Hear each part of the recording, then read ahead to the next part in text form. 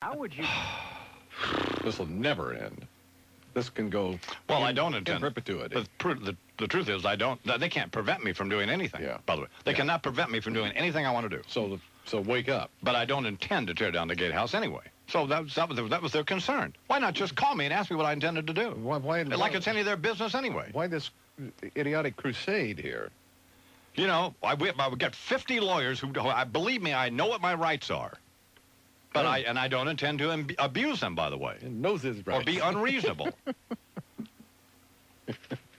or be like that jerk Donahue who's building stuff that he does not authorize to build there, by the way. Ooh. Ain't gonna be like Phil. Nuh-uh.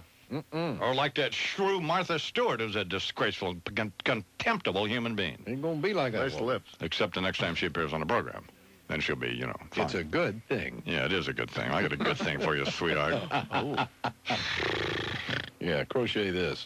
It's 33 past the hour. And now, Imus in the Morning 2020 Sports with Mark Breen. I'm finding Barry Switzer a lot of money. I'm finding Barry Switzer. The Cowboy coach fine, but how much? Good morning, Mike Breen with Sports, and it's time once again for another edition of Guess the Outcome. Barry Switzer has been fined by owner Jerry Jones for carrying a loaded handgun through an airport, but how much was the fine? Was it A, $1 million, B, $75,000, or C, $29.95? Okay, have you made your choice? I do. B. The answer, according to the I-Man, is B. Let's find out the answer as we play Guess the Outcome. I'm finding Barry Switzer $75,000. The answer is B. Congratulations. If you picked B, congratulations, Way to go, you won. all right. Tell them what they won, Lou. The new Gatehouse.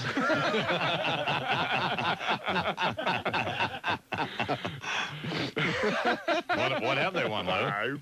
Play good pitching, be good hitting. Most. No, that was just a question I was asking, not a cut. That's my mistake. You just threw it out there. Maybe you could pay attention, Lou. No, that's not Lou's fault. That's blame me. All right, here now, live from Boston, Massachusetts, Bud Collins, and who I'm also irritated with. Mr. Collins is a columnist with the Boston Globe, and he works for NBC Sports. And I noticed yesterday in the kitchen on the table was this column that he had written about these whack jobs up at the monastery of Christ in the Desert, and Brother Andre. So it's another reason to be sore at somebody. Sure. Good morning, Mr. Collins. I think you should mainline some decaf. What's been going on there? Well, I'm irritated. Are you foaming at the mouth? I don't have a television. A little bit, yeah. Well, Wow. People assume that I'm going to do these horrible things to, like in this particular case in their community, when I have no intention of it. And all somebody had to do was call me and ask me.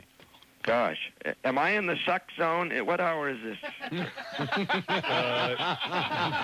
No, the suck-free hour, Bud, comes next hour when we will not be presenting either you or Fred. Right. Well, you ought to tell people when it is the suck zone so that they can go to NPR for a while.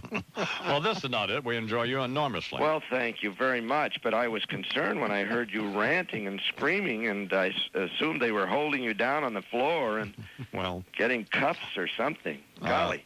Mr. Collins will be providing commentary for us throughout the U.S. Open, which begins on September 25th, and we'll be broadcasting live from the U.S. Open on August 28th. Oh. And That's terrific. coming up over the next couple of weeks, you can win tickets to actually come out there and see us at the U.S. Open and then hang out there all day. And So they're going to let you, the people in at that hour? Yes. Oh, that's great. And talk to a homosexual tennis player. Well, there aren't too many of those. Right. Well, I wanted to tell you about Boston because I hope you'll come up here during your vacation, 18th to the 24th. We finally got big-time tennis back in Boston. First time since 1989 out at Longwood Cricket Club. Who's going to play there? Boris Becker making one of his last appearances, Alex Correia, Marcelo Rios, Magnus Norman, a lot of good guys. Magnus is going to be there? Yeah. How about Pete Sampras and Martina Hingis? No, they won't be there. No women, unfortunately. Well, then it's not big time. But they're building again. They're building. Yeah. You know, they used to have the second best tournament in the country, and then they let it slide, and since they haven't been on the ATP Tour until now, so it's a comeback. But it doesn't sound like we're all the way back, to be fair. Well, no. This takes time. This We- takes time when you let something Okay. go. Yeah. But it's good for Boston because this is a good tennis town. It's kind of like your weight. Not your weight, but a person's weight. Well, that's right. You know, That's like, right. Like, But it's like DeFranco. I'm pleased because I go all over the world to cover these things, and in my hometown we had no tennis, so Well, you can't have that. it's making a drive back. What happened to Andre Agassi? What's the deal here? Boy, it looks like he's just lost all heart for the game. I don't know. He may have strained his back carrying Brooke across the threshold. But Oh, that's nice, bud. Hey. Now, you've been on our program too much.